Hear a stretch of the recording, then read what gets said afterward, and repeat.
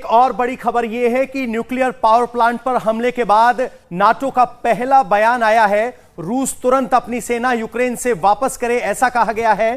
Power plant पर रूस का एक बड़ा हमला एक दुस्साहस है, ये नेटो की तरफ से कहा गया है। यानी आज जब इस पावर प्लांट पर रूस का कब्जा हुआ है, उसके बाद नेटो की तरफ से यह पहली स्टेटमेंट है और इसे मिस एडवेंचर, दुस्साहस का नाम दिया गया है। और Deepak ji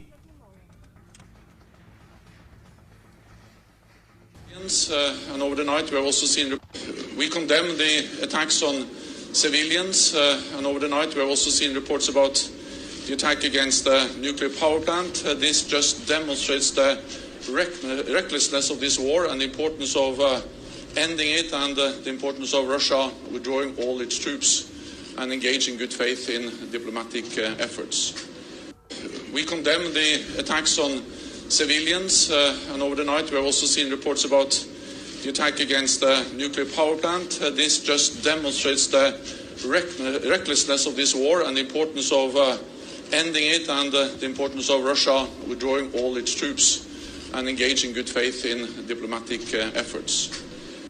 We condemn the attacks on civilians and over the night we have also seen reports about the attack against the nuclear power plant. This just demonstrates the recklessness of this war and the importance of ending it and the importance of Russia withdrawing all its troops. तो यहां कहा गया है कि nuclear power plant पर जो हमला किया गया है वो नेटो का कहना है कि दुस्साहस है। मनीष, ये सेक्रेटरी जनरल थे जेंस स्टोल्टनबर्ग जो कि साफ तौर पे कह रहे हैं कि जो नेटो इसे कंडेम करता है और जिस तरह से रशिया ने पावर प्लांट के ऊपर यह अटैक किया है उसका वो खंडन कर रहे हैं, उसका कंडेम कर रहे हैं। उसके अलावा जो सिविलियन कैजुअलिटीज हो रही हैं उसका वो कह रहे हैं। और एक और बड़ी खबर आ रही है, आपको बता दें, न्यूक्लियर पावर प्लांट पर हमले के बाद जेलेंस्की का बयान आया है। अब यूरोपीय देश अपनी नींद से जागे, जेलेंस्की का कहना है। रूसी टैंक न्यूक्लियर यूनिट पर फायर कर रहे हैं और रूसी टैंक पर थर्मल इमेजेस लगे हुए हैं। जेलेंस्की कह रहे हैं कि रूस पहले से ही न्यूक्लियर पावर प्लांट पर हमले की तैयारी कर रहा था।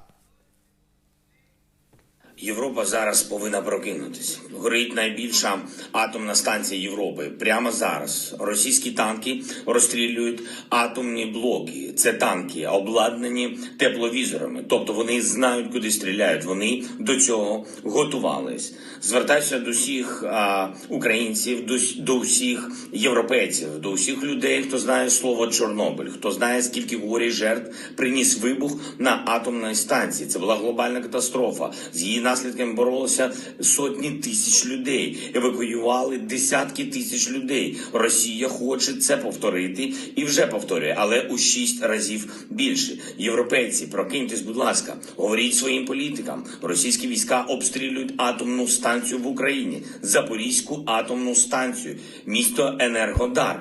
Там 6 एनर्गोब्लॉक। इंडिया टीवी हर वक्त हर जगह डाउनलोड करने के लिए सर्च करें India TV news Google play store या ऐप स्टोर पर।